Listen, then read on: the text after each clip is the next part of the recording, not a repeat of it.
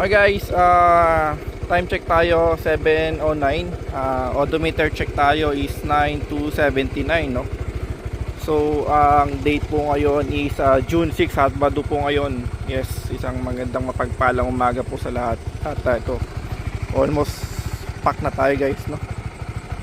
Alright, so tara po at ating pasinayaan ang Matnog, Sorsogon. Ay, Matnog lang pala, Matnog Port guys. Okay guys, so nagpakarga tayo 780, 10.4 liter siya, no?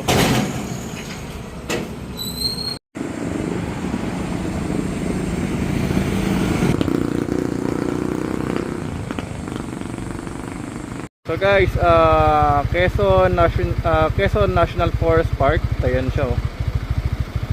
Yun. Nice. Okay guys, update lang tayo. Ito sa Kaluwag, Quezon, no? So time check po tayo 3:35. So ngayon pa lang po tayo kakain po. Kanina nung malis tayo nung umaga. Okay, so ito yung ating breakfast, lunch, no? Kasi nagbakbakan tayo, dire-diretso na tayo para hindi masayang ang ating mga minuto, no? Ayan, ito na po yung ating lunch dito sa bandang, ano to? Kaluwag, Quezon yata.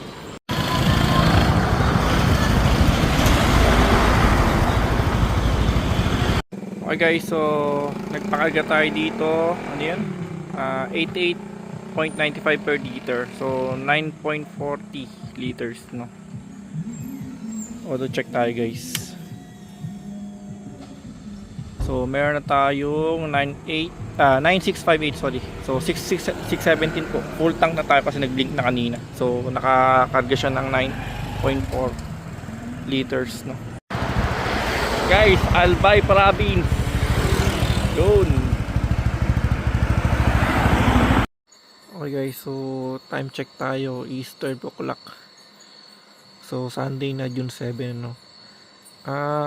Di lang masyadong aninag, pero ayun guys yung moon, tapos itong nasa kung medyo madilim lang talaga.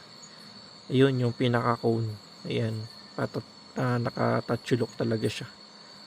Perfect cone, no? Napakatulis. Ayan. So tomorrow morning tingnan natin yan.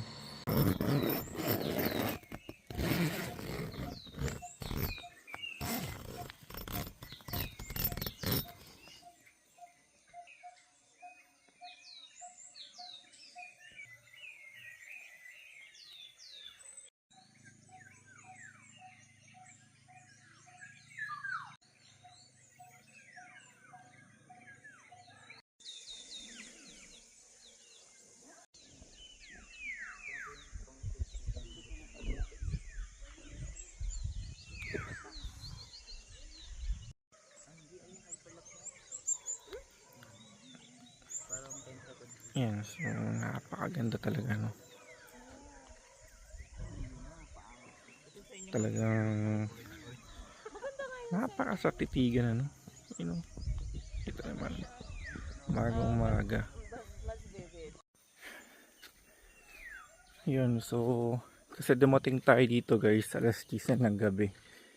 So gusto na sana natin dun sa mismong tayuan ng camp, kaso medyo gabi na, saka madilim.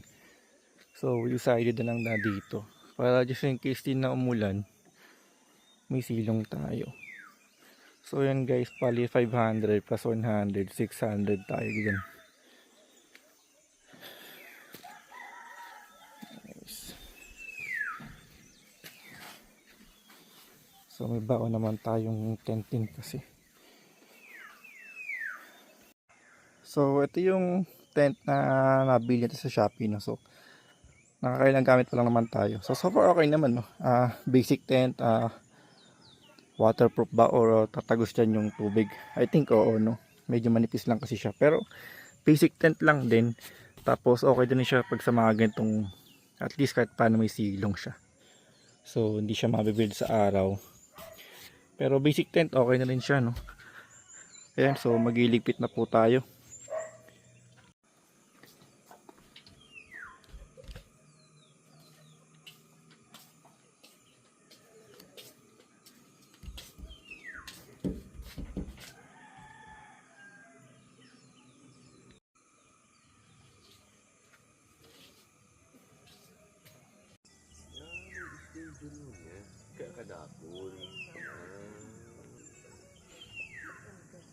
Guys, so nito sa pinakababa, ito yung parking area niya. Ayan, dyan.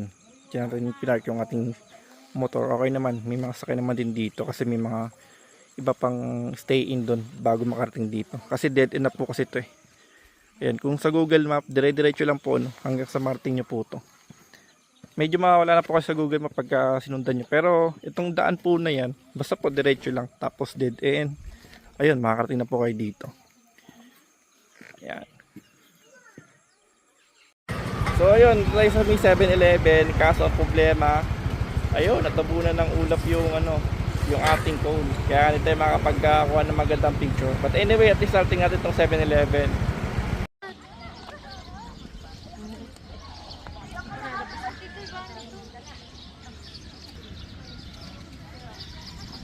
Okay, so naging problema natin, pumipitik siya kanina. Bakit siya pumipitik? Kala ko mapuputol yung kadena eh. Ayun oh. Lumuwag ang pusa. Meow. So buti matay lang tools.